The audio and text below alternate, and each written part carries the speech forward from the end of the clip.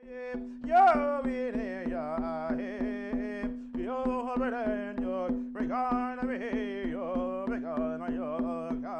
I'm Andrea Spako, and I'm a member of the Seneca Nation of Indians, Hawk Clan, and I am from the Allegheny Territory in Salamanca, New York. I'm here in Salamanca, New York at our Seneca Nation Library, as you can see from the books behind me. And I'm here to talk a little bit about holistic health and what it means in our community and our culture as Haudenosaunee people.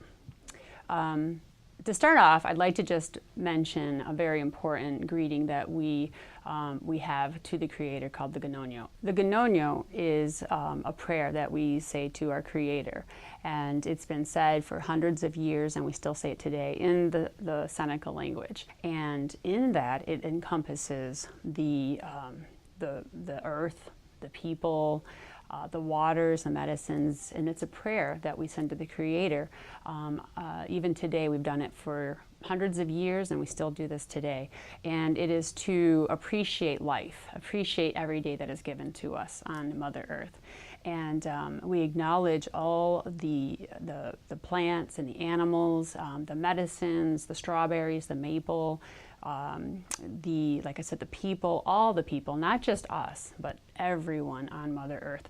And we do that to signify that we are all together on this earth and that we should share one mind. And when we think of holistic health, we have to include that. We have to consider that from what our ancestors have taught us, to appreciate everything. So that has always kept us connected to nature. And from our creation story, we were always connected to nature and the animals. And when we think of nature, we think of the water. We think of our water supply from the little streams all the way to the big oceans. So we know that contributes to our survival, that contributes to our health when it's clean and when it's respected. Also the food that we have, the food from nature, we didn't try to alter it in any way, we just ate it the way the Creator gave it to us. That contributes to our health. And we know that in today's society that food has been altered tremendously to the point where it does give us diseases and makes us live the way the wrong way, basically. So we look at food and food sovereignty as an important way to stay healthy, the way that our ancestors treated it. Also the animals, the animals that were used for food. We weren't big animal eaters, but when we did hunt animals, we send a prayer. We thanked them for giving their life for us. And we used everything. We didn't just take a piece of the animal and then leave the rest to rot. We used it all. So we understood that the animal is also a sentient being and it's important, and it was given to us. So we don't do that too much today in our societies. So it's something that really contributes to our health when we think of what we're putting in our bodies, how we treat our food from the plants, how we pick the plants, and then how we hunt the animals and how we pray for them.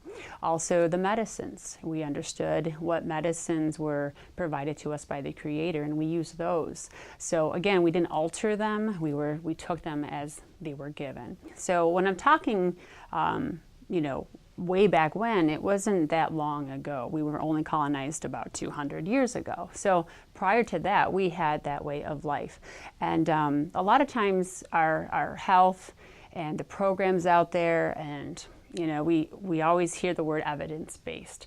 And when I think of evidence-based, the way our ancestors ate and lived and appreciated life, it was all evidence-based because we're here today. We're the evidence that what they did was proper, it was correct, it was the way it was meant to be. So when we talk of holistic health, and we see even in our own societies that we've adopted a lot of the Western ways and culture of living and eating, like lack of exercise, we realize that our blueprint is is to live this holistic way our ancestors did.